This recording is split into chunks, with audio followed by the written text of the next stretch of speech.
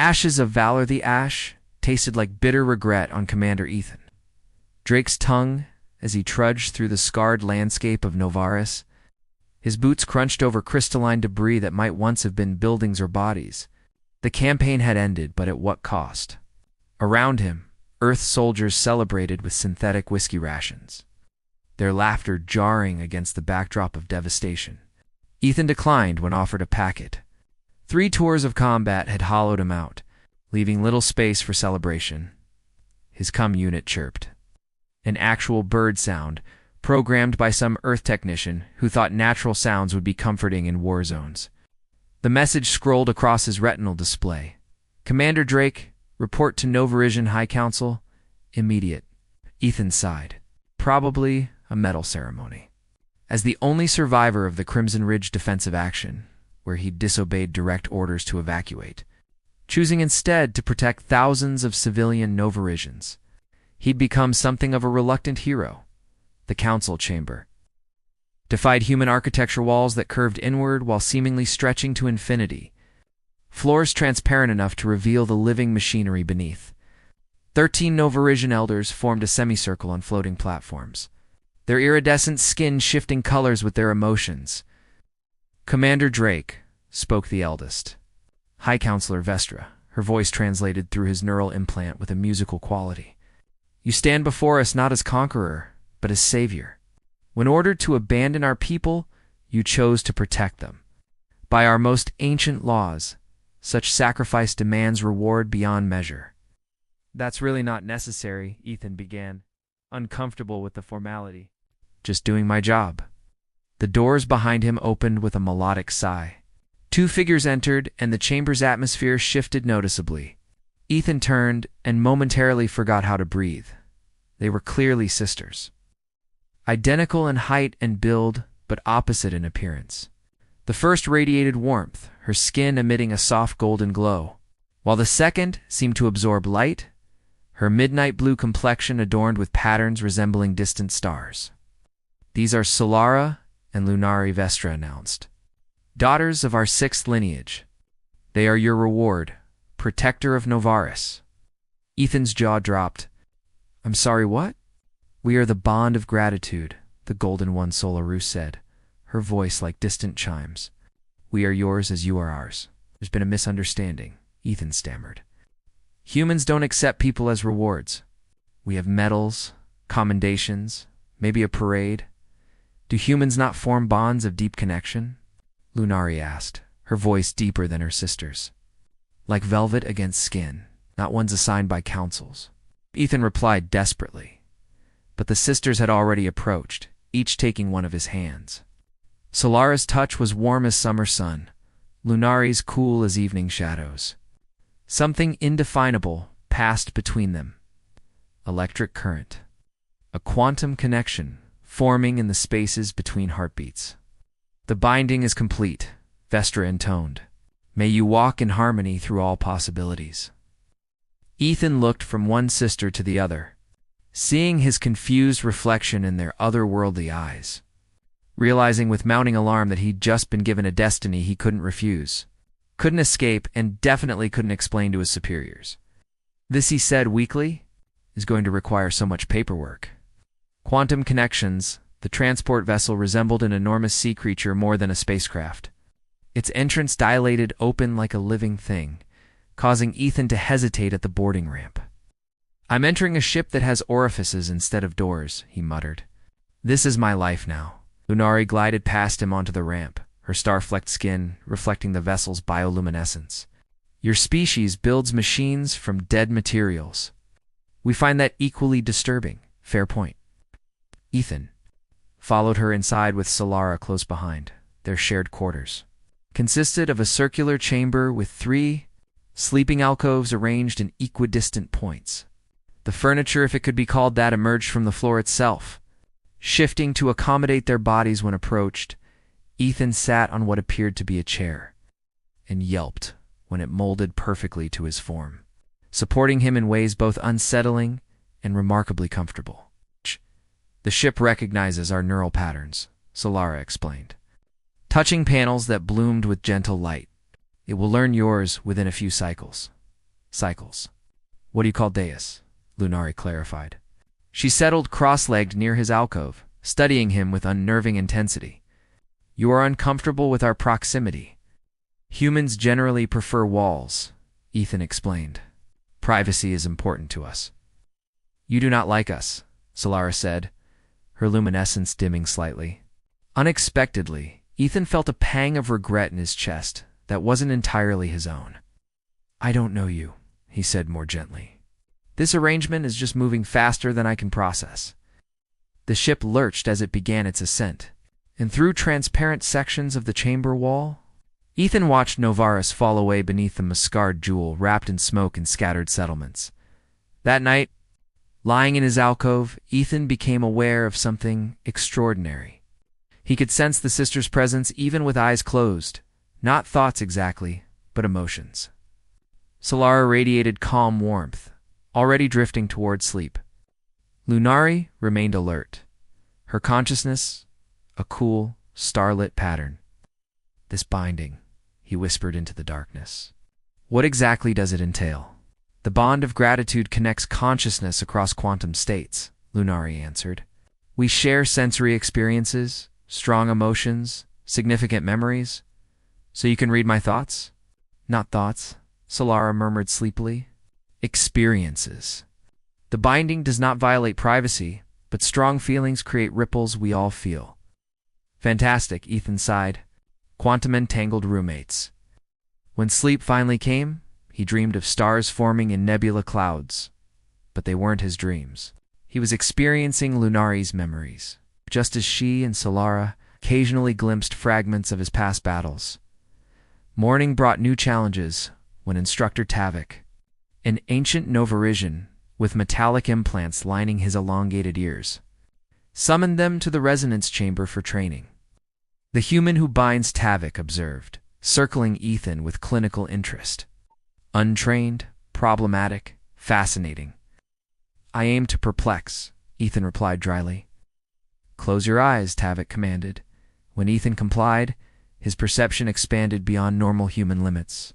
Suddenly he could sense the quantum fields permeating the ship, the consciousness of every being aboard, and threading through it all. Two bright connections linking directly to his awareness, gold and midnight blue, warm and cool. Solara and Lunari bound to him across dimensional boundaries.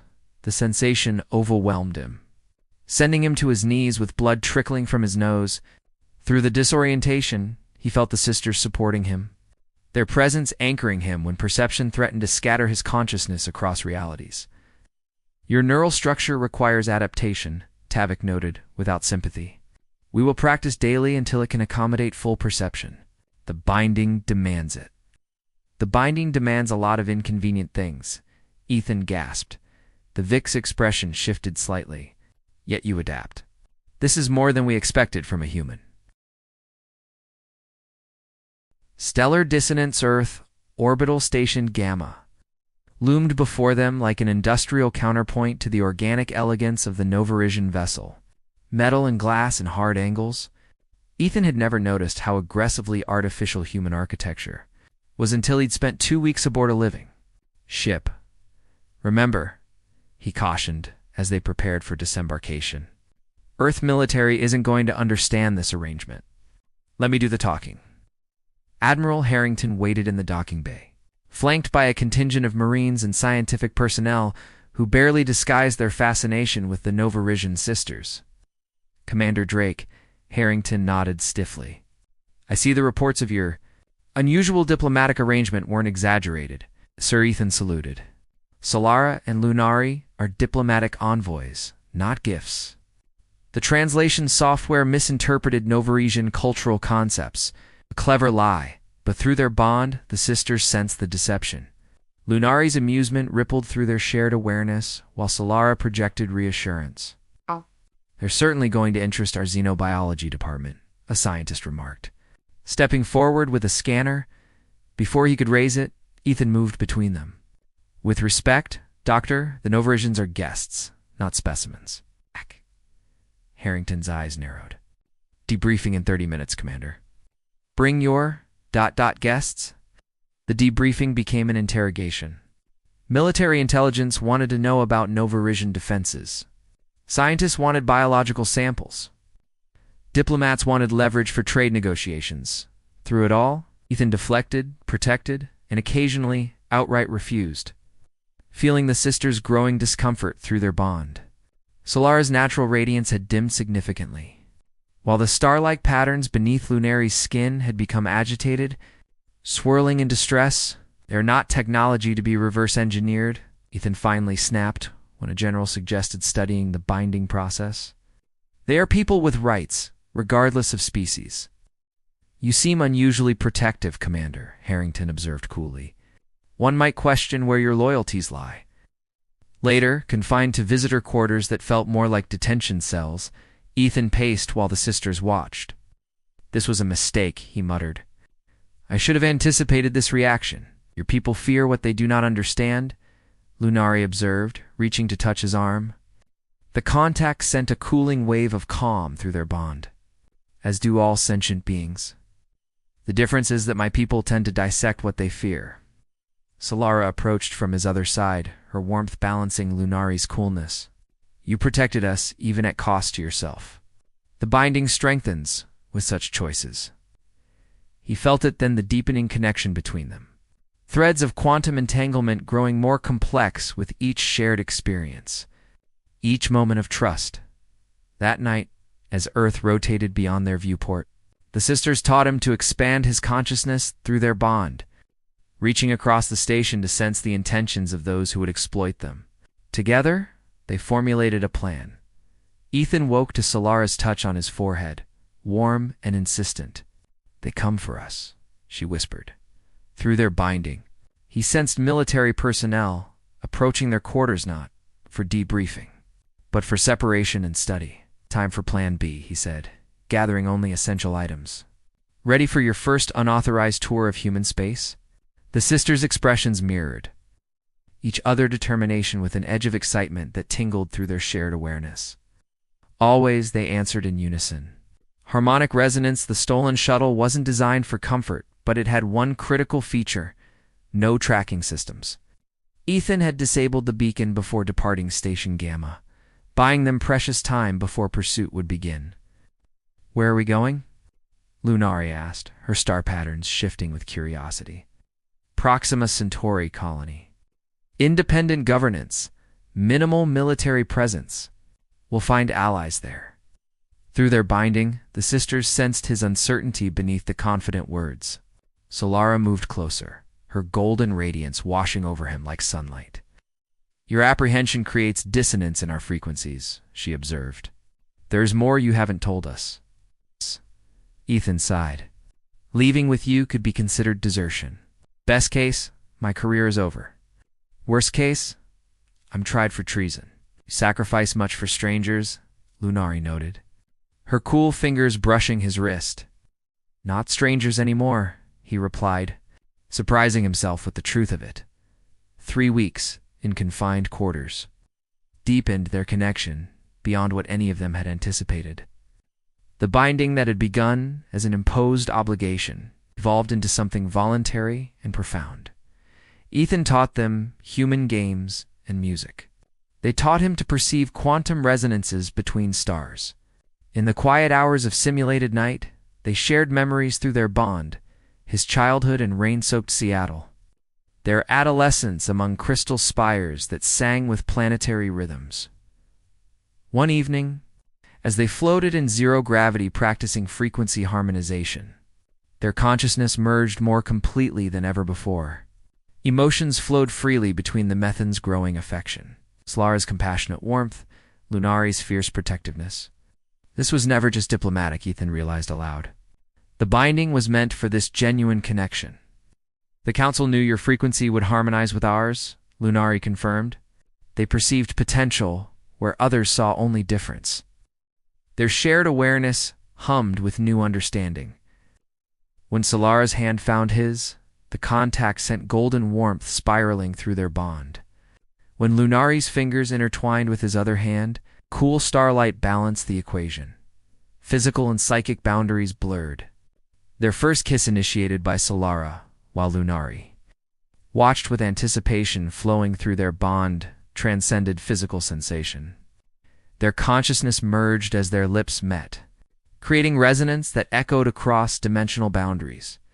When Lunari claimed her kiss afterward, the contrast of her cool touch against Solara's lingering warmth created harmonics. None of them had experienced before a new frequency born from their triad. "This is unprecedented," Solara whispered against his shoulder later. "No binding has evolved this particular resonance before."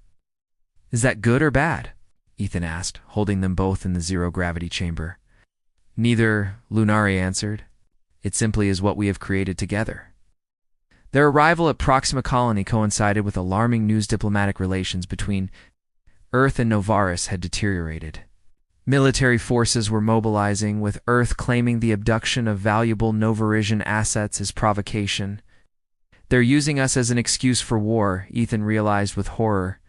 Through their binding, now stronger than ever, the trio perceived patterns invisible to others' quantum signatures, indicating paths toward peace hidden within the conflict. "We must return," Solara said, her determination echoing through their shared awareness. "Not as fugitives," Lunari added, "but as bridges between worlds." Ethan nodded, feeling their resolve strengthen his own. Together, then, their fingers intertwined, frequencies aligning into perfect harmony. Cosmic Symphony, the Novarisian High Council chamber fell silent as Ethan entered, flanked by Solara and Lunari. Hands linked, their binding resonating at frequencies that made the crystal walls sing in response. High Counselor Vestra's expression shifted from surprise to understanding as she observed them. "The binding has evolved beyond anticipated parameters. Come with a proposal," Ethan announced. To prevent the war brewing between our worlds, the Earth delegation arrived hours later. Admiral Harrington, leading with thinly veiled hostility. "Commander Drake, you've led us on quite a chase." "Not my intention, sir. But necessary to discover what we've found." Through their binding, the trio projected unified purpose, despite the tension crackling through the chamber. "What exactly have you found, Commander?" asked Earth's chief diplomat. "A third option," Ethan replied. "Neither conquest nor separation."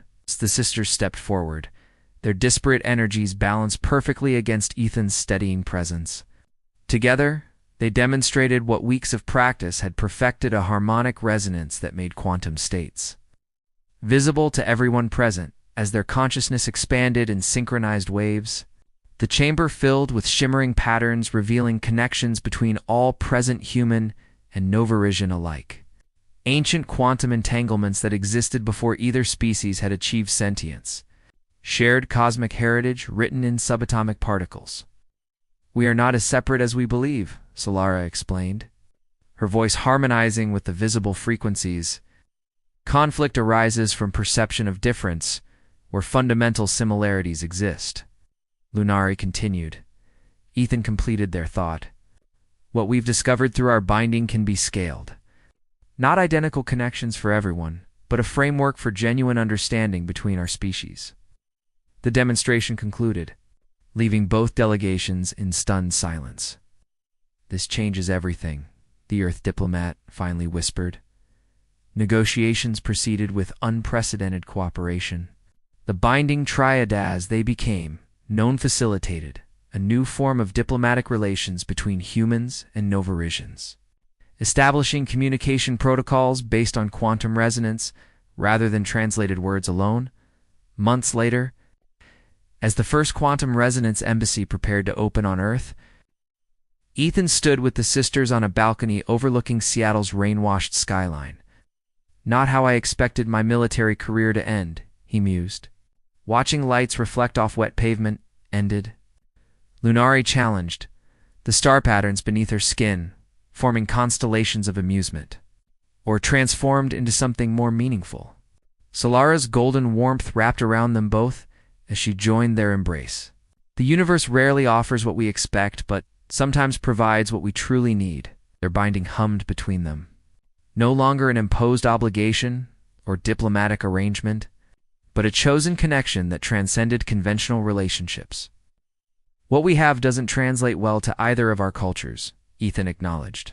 There's no word for us.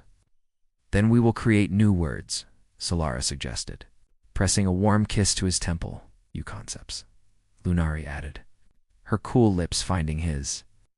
New possibilities they finished together as night descended over the city.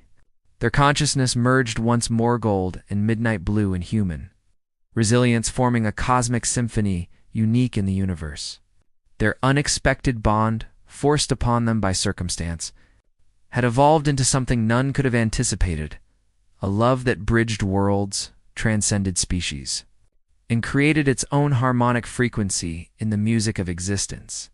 And though no medal hung from Ethan's uniform, he had received something far more precious, not a reward for past service, but partners for creating a future none of them could have imagined alone.